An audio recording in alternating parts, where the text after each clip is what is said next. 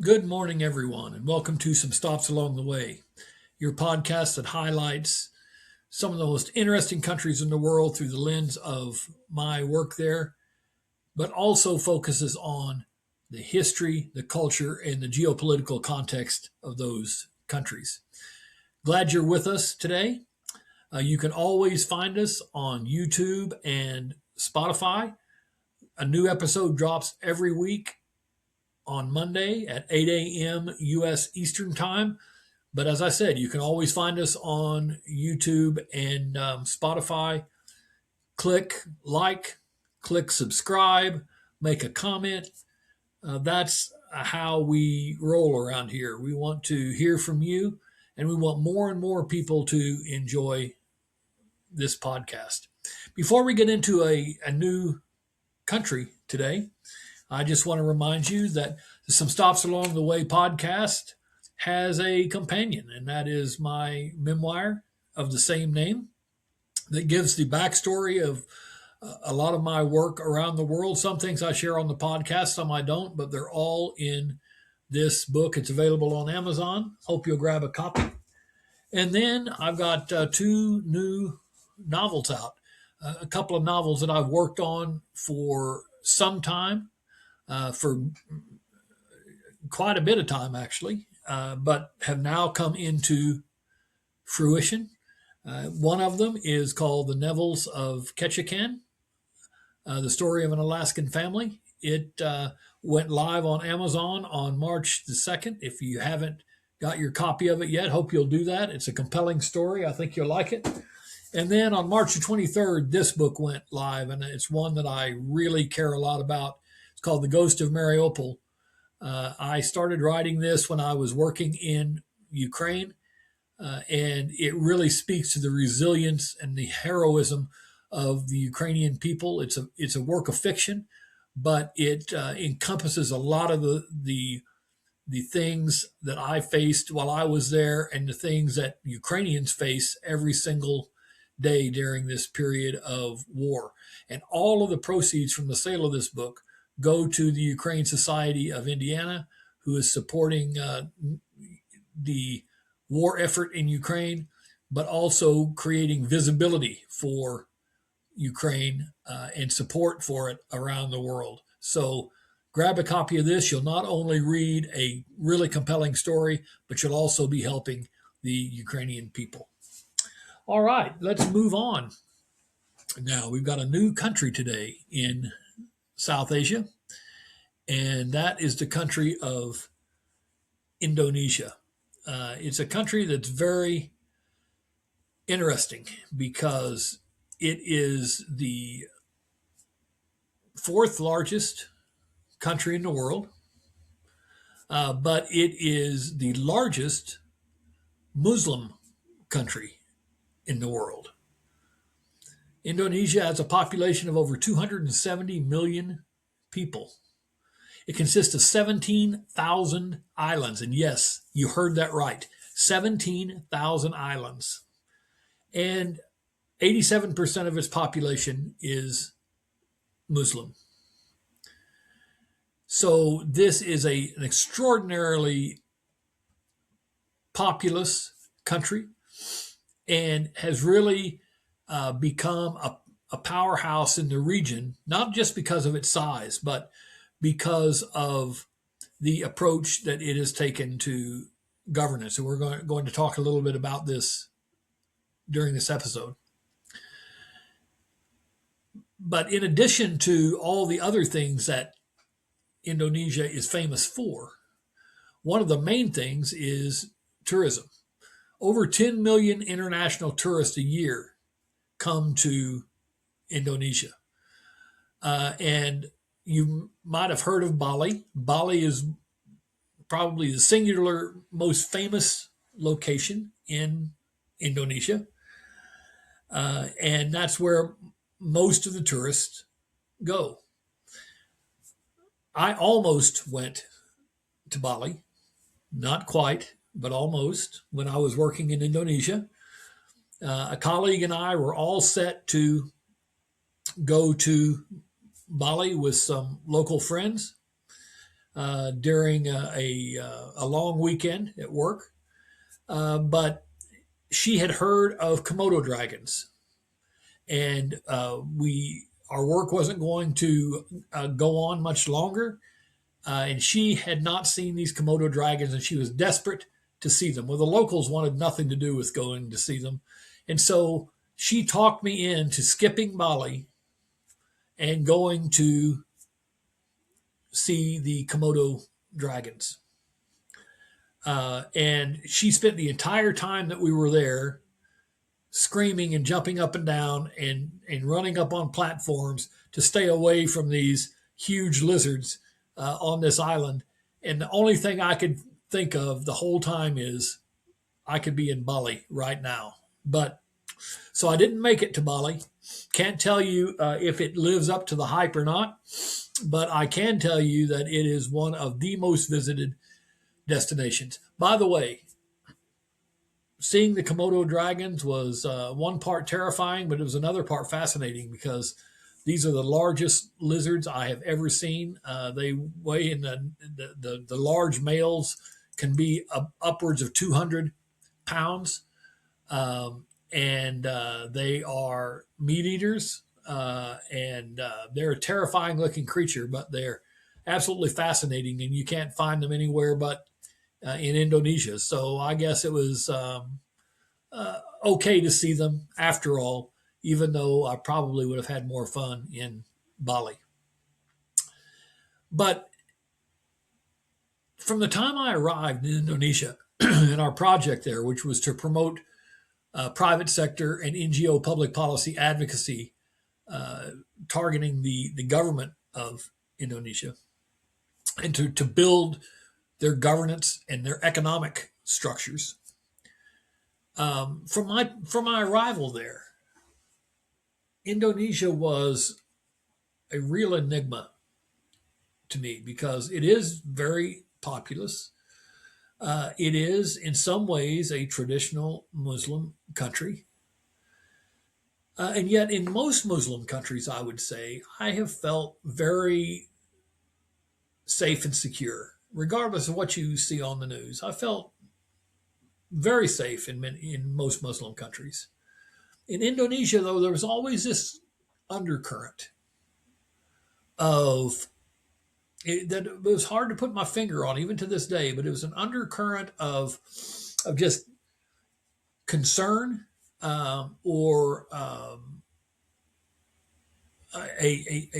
feeling that I would get and some of my colleagues would get that things were not as they seemed. And the more I started to dig into what makes this country the way it is today, it doesn't really explain that feeling as much as it probably validates the fact that there are things going on in the undercurrent of this country that don't bubble to the surface for those who are casual observers or those that come from the outside and don't really live there and understand the cultural and historical paradigms. So, on this episode, I'm going to talk about Indonesia, but I'm going to look at it through a little bit of a different lens. I'm going to look at it through the lens of two of its most iconic leaders, who are Sukarno and Suharto.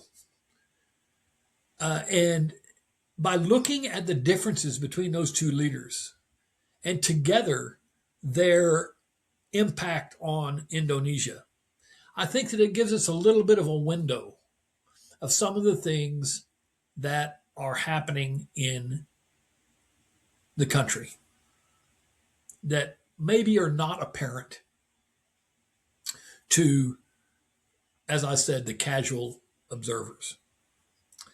So let's dig into this. When I think of Sukarno, I think of a a poet, a visionary. When I think of his successor, Suharto, I think of a military icon and a power broker. Both are instrumental in the birth and the growth of Indonesia as a power, but they had very different approaches. So let's dig into Sukarno first. And yes, when I say Sukarno and Suharto, there are no first names, just Sukarno, Suharto. Some leaders inherit nations, some conquer nations, and some, but a very few, imagine them into being. And if I had to put Sukarno into a category, I would say that he is one of those rare figures whose vision really launched a country. You see, Sukarno didn't just lead Indonesia, he created Indonesia. Now, he didn't do this alone, and it certainly wasn't without a struggle. But he had a force of personality that was so powerful that it pulled 17,000 islands, a multitude of different languages, a plethora of different histories, all into one orbit. Suharto, his successor, was a general who imposed order. But Sukarno, as I said, was that poet who conjured unity. So today I want to look at both of these leaders and look at Indonesia a little bit through their eyes, if you will. Through the fire of colonialism, the birth of a nation, the storms of the Cold War, and the contradictions of men who believed that they could hold the world together either by words, in Sukarno's case, or by sheer force in Suharto's case. So let's look at Sukarno first. He was born in 1981, in 1901, not 81, for heaven's sake. He was born in 1901 in East Java. And if you've never been to Indonesia's largest island of Java, it's a place where rice fields stretch as far into the horizon as you can see, and where Javanese culture teaches the art of balance between the seen and the unseen, the spiritual and the political, and the individual and the collective. Sukarno grew up in a world that was shaped by Dutch colonial rule. Remember, vast parts of Asia were colonized by different parties, the French in Indochina, in the Vietnam, Cambodia, Laos, etc. The Spain and then America in Indonesia, and the British in India and Pakistan and Bangladesh, and the Dutch who colonized Indonesia. So this is how Sukarno grew up under Dutch rule. And that was a world where Indonesians were subjects, not citizens. But even as a young man, Sukarno refused to accept that hierarchy. He was brilliant. He was restless. He was magnetic. Sukarno studied engineering, but his true gift was language. He could speak to crowds in a way that a conductor speaks to an orchestra, pulling emotion, rhythm, and meaning literally out of the air. By his 20s, he was already a political force. By his 30s, he was a threat to the Dutch. By his 40s, he was in and out of prison and exile. But Like Nelson Mandela in South Africa, prison didn't silence Sukarno. In fact, it did the opposite. It amplified him. Because you see, Sukarno believed that Indonesia was not just possible, that it was inevitable.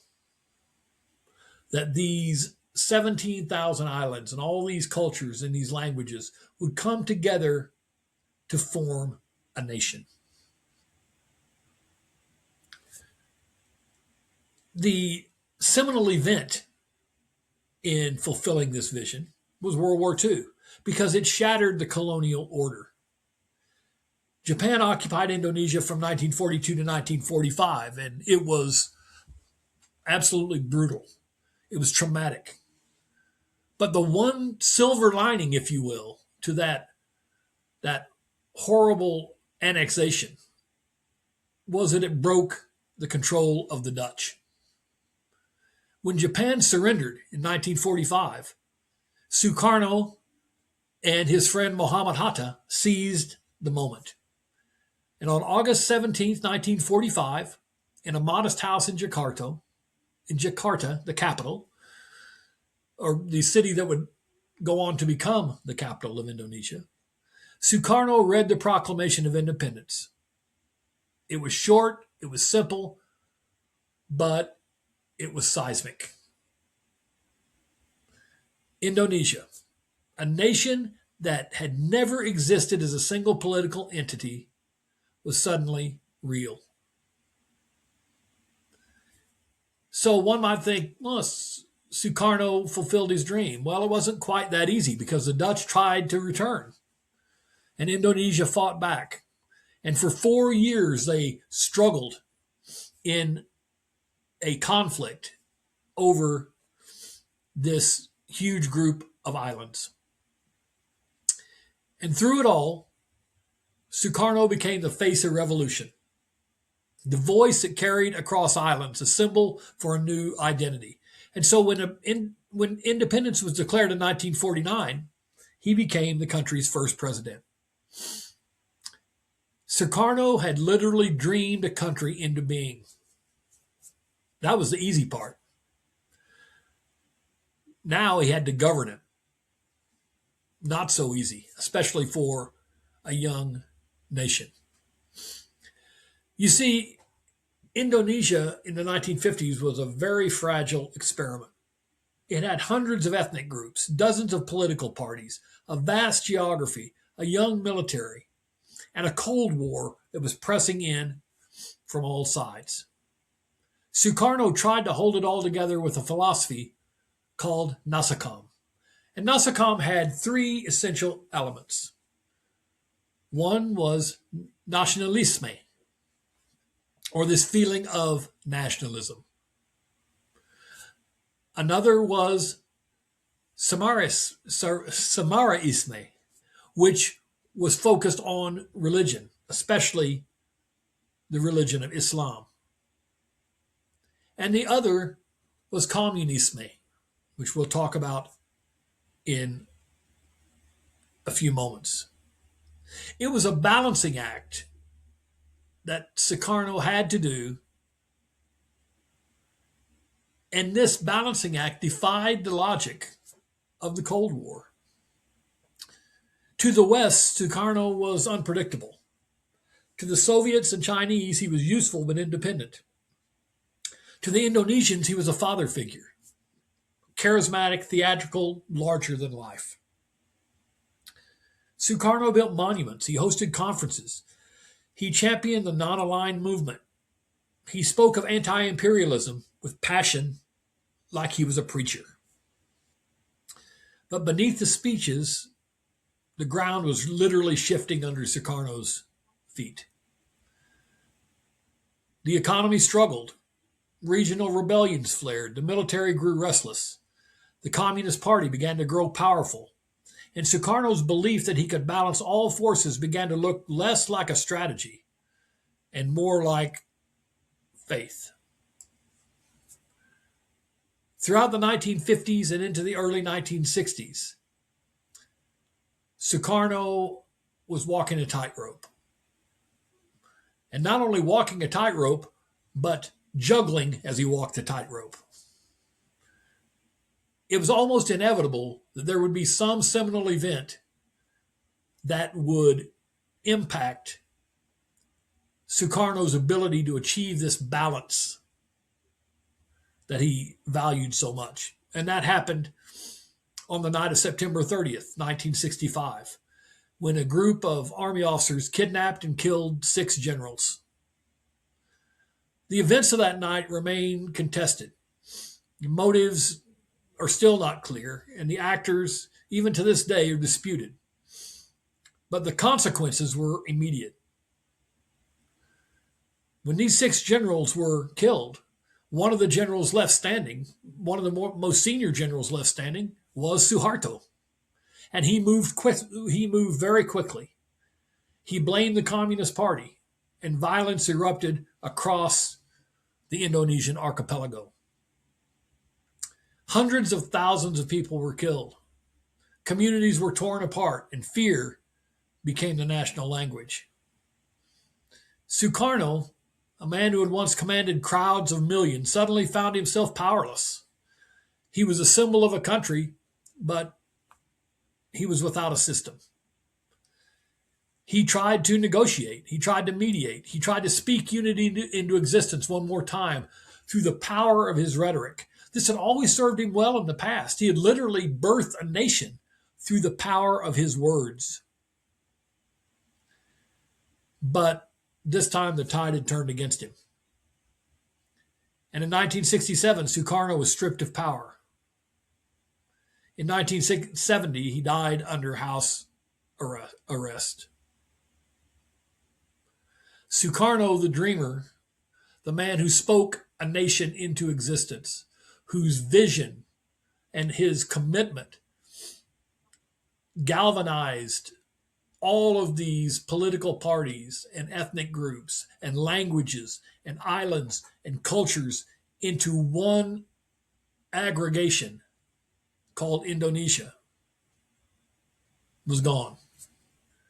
And a strong man had taken his place, Suharto. When you look at Sukarno's life, it was filled with contradictions. He was a visionary, but he was also very flawed. He was inspired, but very impractical at times. And interestingly enough, he could be both unifying and polarizing at the same time. But Sukarno's legacy is unmistakable. He gave Indonesia its national identity, a sense of destiny and a place in the world. He gave the country a belief in unity across almost impossible diversity. He built symbols, the flag, the anthem, the capital's monuments, that still define the nation to this day. He articulated a worldview that still resonates in Indonesian diplomacy: independent, non-aligned, proud, pluralistic. And he left behind a political culture shaped by charisma, performance, and the power of narrative. See, Indonesia today is a democratic, decentralized, and vastly different world than the one that Sukarno knew. But the emotional architecture of the nation, the idea that Indonesia is a shared project, was his, and it remains to this day. You know, when I was there, most of the conversations I had were about Suharto, because he was the strong man that ruled for so long. But an Indonesian friend of mine, who was a very much a scholar of Indonesian history, she and I were having dinner one night, and she quoted Sukarno. She said, "Our first leader," which is what she called him, said, "Give me 10 youths and I will shake the world." We had just come from a youth conference there, and I was telling her how impressed I was with the energy in that room, with the commitment and the intellect of the young people of Indonesia. And she said, Sukarno said it. Give me 10 U's, I'll shake the world. And the more that I read about Sukarno, I realized why. Because he believed in the power of the people, in the beauty of imagination, and the goal of unity. He believed Indonesia could be more than geography, that it could be a story that millions chose to tell together. And in many ways, that belief still holds the country together today. Was Sukarno perfect? Oh, far from it. He was not always practical, but he was necessary.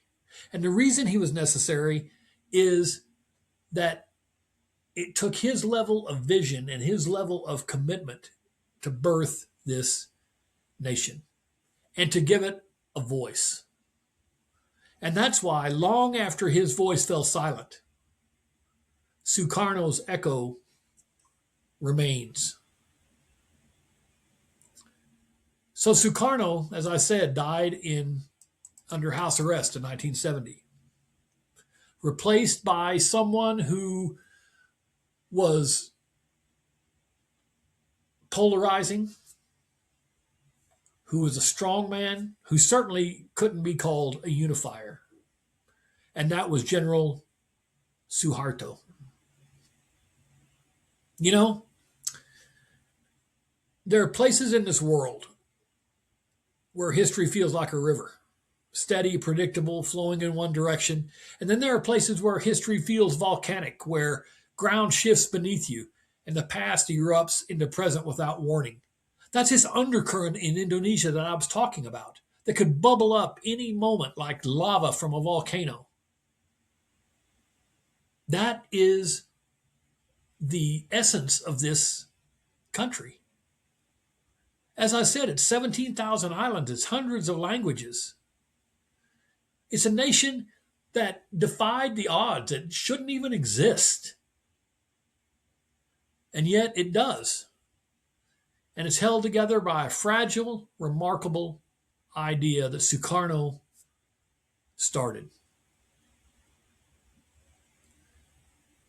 But once Sukarno was gone and General Suharto took over, few could have imagined at that time that over the next 3 decades, he would shape the future of this country and in some ways constrain the future of the country. But certainly he defined its future during his reign. Just his name today, even speaking his name in Indonesia, will create a lot of discussion and create a polarizing experience. Suharto. Let's take a look at him as we did his predecessor, Sukarno. And we're going to look at Suharto not as an endorsement, because I worked in Indonesia long after Suharto was gone. So we're not going to endorse him. We're not going to condemn him. But we're going to explore how he left fingerprints on a country so vast that even now, decades after his fall, you can still feel the imprint. In some ways, Indonesia continues to live in Suharto's shadow. So to understand this man, General Suharto, you have to start on the island of Java. Java is Indonesia's heart. You can feel it when you go there. You can feel that pulsing heart in Jakarta, which is the country's largest city and its capital. This island of Java is fertile, it's volcanic, it's densely populated. It's a place where rice fields shimmer and where power has always flowed from the center outward.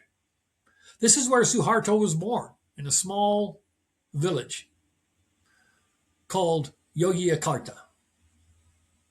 He wasn't born into privilege. He wasn't born into royalty.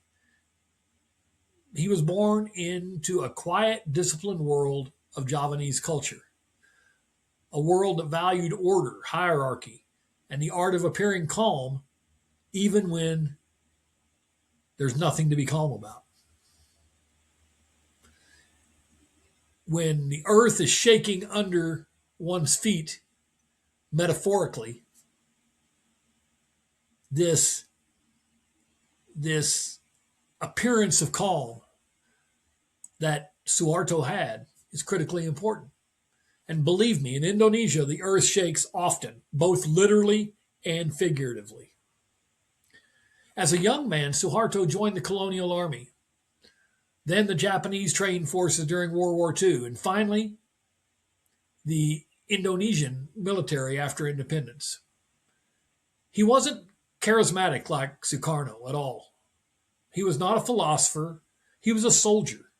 He was patient, calculating, and deeply Javanese in his belief that power should be steady, silent, and this is the critical one, absolute. So there came this night in 1965 that I talked about earlier. The whole 1960s in Indonesia was a storm in itself because of this balancing act that Sukarno was trying to do. He was trying to balance three huge forces, the ones I talked about before: the military, political Islam, and the Communist Party. But it was a balance it couldn't hold. And so on that night in September of 1965, when these generals were murdered, Suharto didn't waste any time. He had been rising through the ranks, and he had his designs on taking over the country. And so what happened that night was an open door for him. And he decisively walked through that door. He ruthlessly walked through the door. He, as I said before, he blamed the communists and he began exterminating them. And not in small numbers.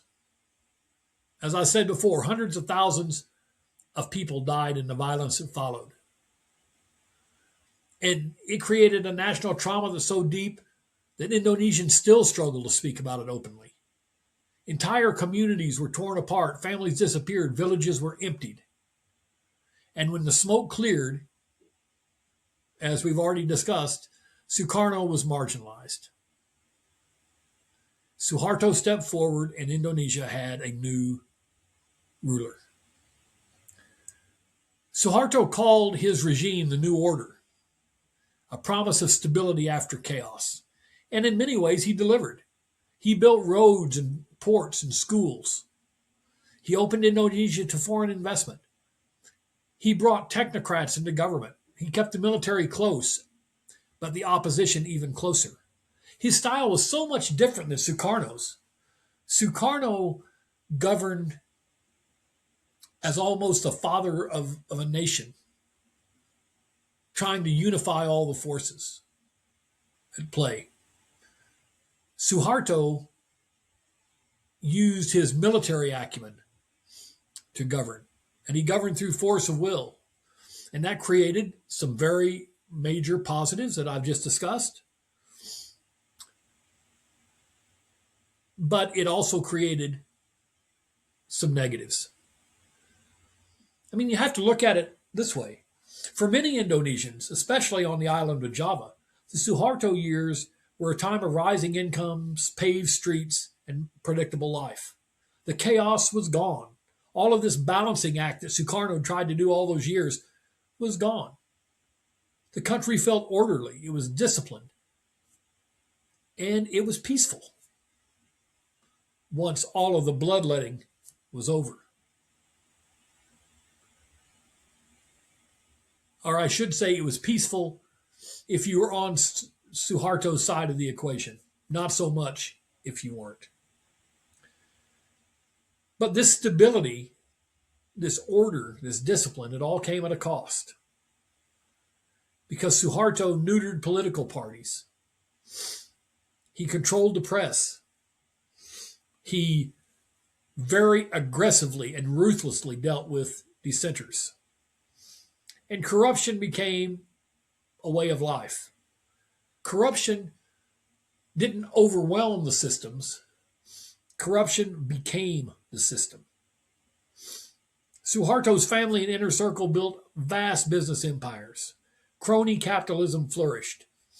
And the military, the institution that Suharto trusted above all, became a political force embedded in every single layer of society.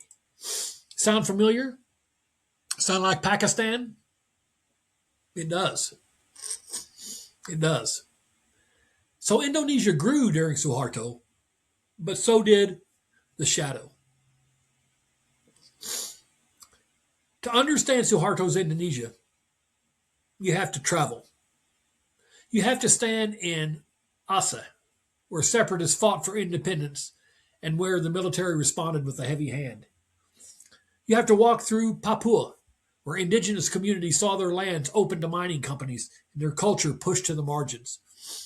You have to visit East Timor, where Indonesia's 1975 invasion led to decades of conflict and international condemnation. But it is an incorrect statement that Suharto didn't believe in unity. He did. Sukarno very much believed. His predecessor believed in unity. Suharto did as well. But Suharto's brand of unity was different. He believed in unity enforced by the state, not negotiated with the people. That was the big difference between him and Sukarno. And yet, even in these contested places, Indonesia's cultural richness endured. The gamelan orchestras of Java, the long houses of Kalimantan, the Toraja funerary rites in Sulawesi, the Hindu temples of Bali, the mosque of Sumatra. Indonesia, this vast country with 17,000 islands, is a mosaic. Suharto tried to make it a single color. But mosaics resist being reduced to one color. Let's understand a little bit about Indonesia. Not just during Suharto's time, but what colored Suharto's vision of Indonesia. You see, Indonesia sits on a ring of fire. It's a chain of volcanoes that shapes everything from the fertility of the soil to its spiritual beliefs. And it shapes tourism too. During Suharto's rule, Indonesia opened itself to the world. Bali became a global icon. The Bali that I didn't get to see, that I missed out on, because we went to see large lizards instead. It became one of the premier destinations in the world. Yogyakarta drew cultural travelers. Sumatra and Kalimantan attracted adventurers. The coral reefs of eastern Indonesia became a diver's paradise. Suharto believed that tourism was a way to showcase Indonesia's beauty, but he used it as a way to bring in foreign currency. But all this tourism created a lot of tensions. It created environmental strain. It created cultural commodification and uneven development. Suharto saw tourism less as a function than as a tool, a way to modernize the country, a way to earn revenue, a way to present Indonesia as stable and welcoming, even if it wasn't. For many years, that strategy worked. I talked about Komodo earlier. And Komodo National Park came into existence under Suharto. This national park has dry hills, savanna grass, surrounded by turquoise water, but of course, its inhabitants are the most famous commodity, and that's the dragons themselves. Komodo dragons are the last of their kind. They're relics of the prehistoric world. They move with a slow, deliberate confidence, although they can run up to 12 miles an hour, by the way. Crazy because of their size. But they seem to know when you look at them that they're at the apex of their domain. During Suharto's rule, Komodo became a symbol of Indonesia's cultural heritage, a place the government could point to and say, this is ours, this is unique, this is what Indonesia is all about. Tourism grew, conservation efforts expanded, and the dragons became ambassadors of the archipelago. But even here, Suharto's imprint is still visible in the way the park was managed, in the military's involvement, in the balance between protection and profit. As a matter of fact, the park became so over-touristed that a couple of years ago they had to close it entirely to recalibrate the way tourism was going to work on the island because it was its environment and the dragons themselves were so under threat. Komodo is a wild place, but it is also curated. It's a reminder that even nature in Suharto's Indonesia was part of a national project. Suharto didn't do anything by accident, and he didn't do anything just for the sake of doing it or for philanthropy's sake. He did it according to his agenda. He did it to create visibility. He did it to create this nationalism view of Indonesia, and he did it for economic reasons. So what brought down Suharto in the end? Well, in 1997, the Asian financial crisis hit Indonesia like a tidal wave. The rupiah collapsed, prices soared, riots erupted, Jakarta burned. For the first time in decades, Suharto's new order looked fragile. Students marched in the streets, communities protested. The military, who had backed Suharto for all those years because he was one of them, they hesitated. And Suharto, this man who had ruled at that time Indonesia for 32 years, found himself alone. He found himself in a place he never thought he would be, where even his friends in the military had stepped away from him. And in May of 1998, he resigned. It's odd that he resigned, I always thought, because you would think that a man with the ego that Suharto had and his military background and his propensity to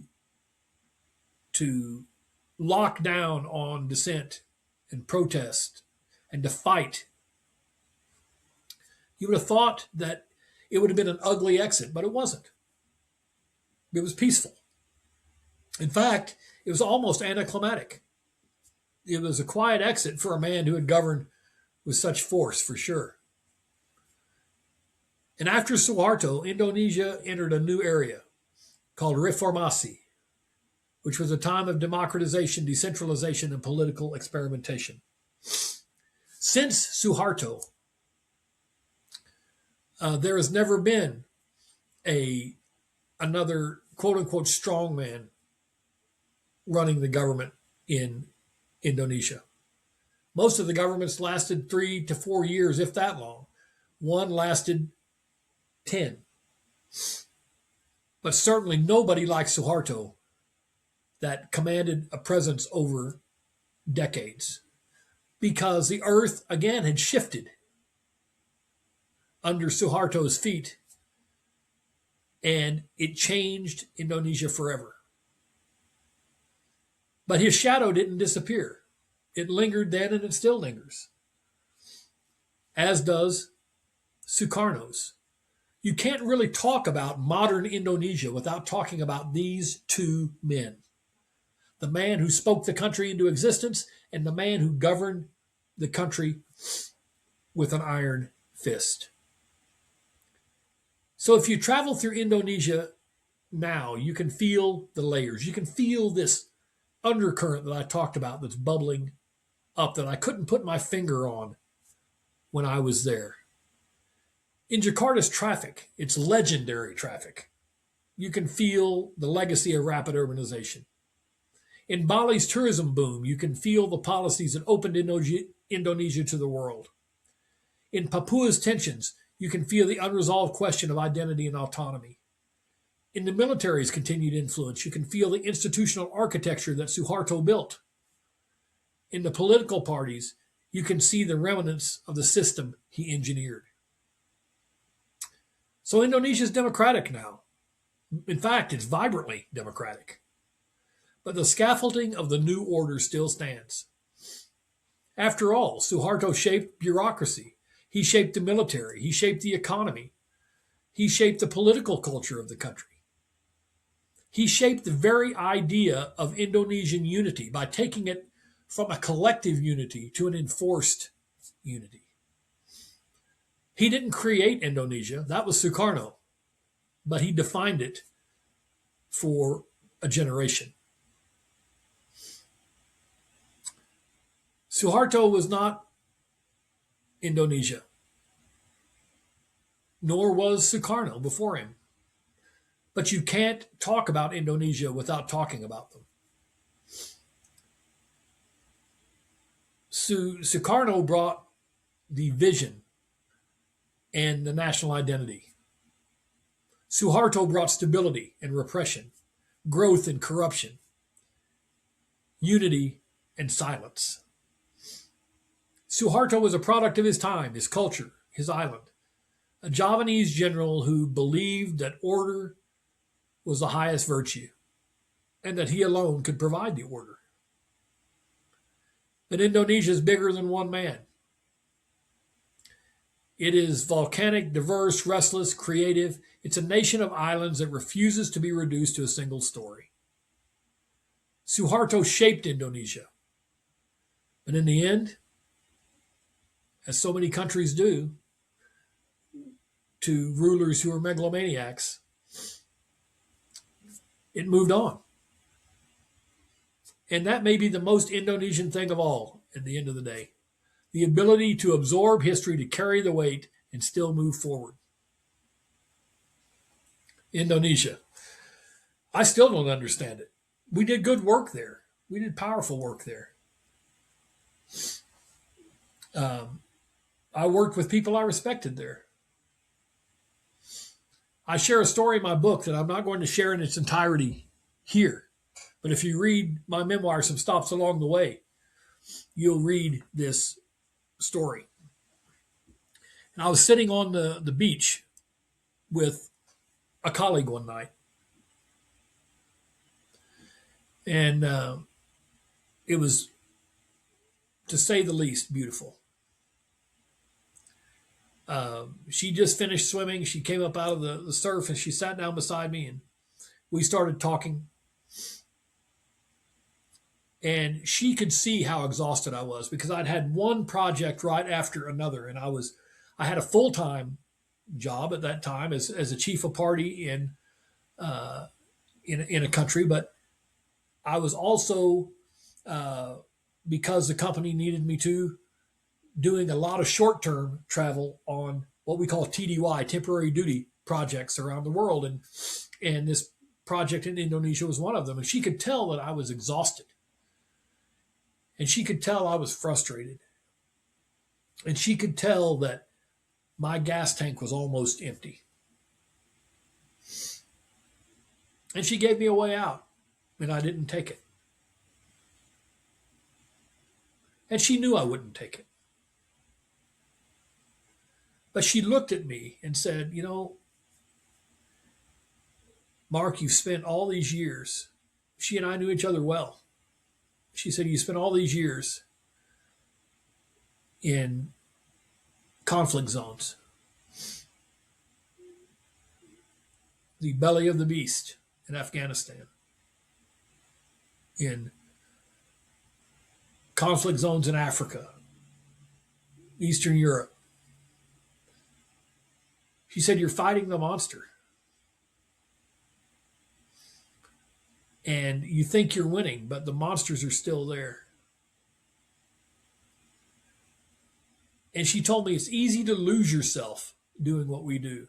It's easy to let the monsters take over because you see the monsters as being external. But the monsters, the most dangerous monsters, are the ones that are internal.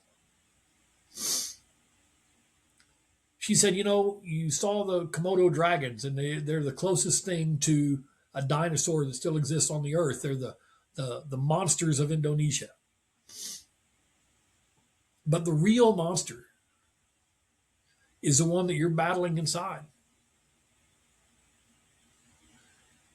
And her message was clear. You need to take some time off. You need to get yourself together. You need to get your head together. You need to rest and relax.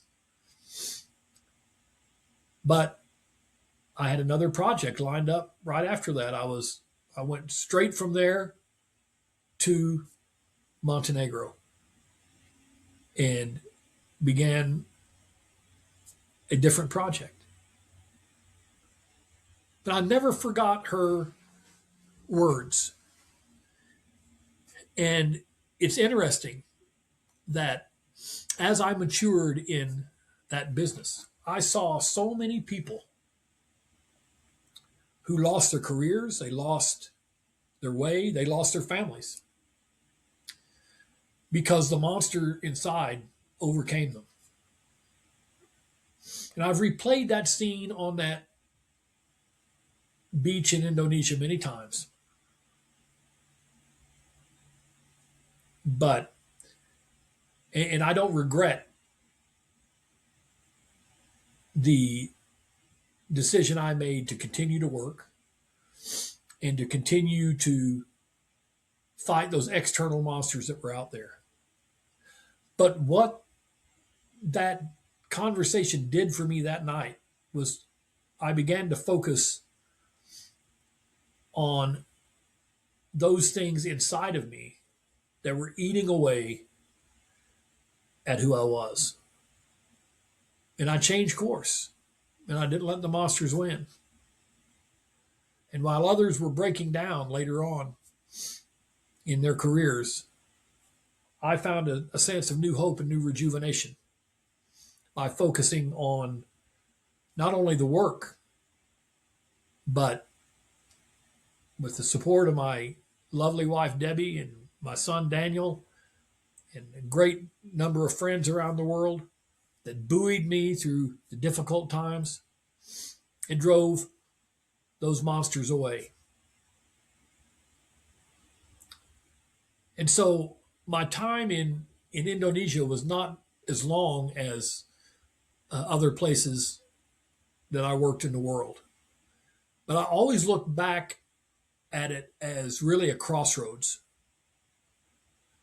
I could have gone one or two directions at that point in time because I truly was exhausted.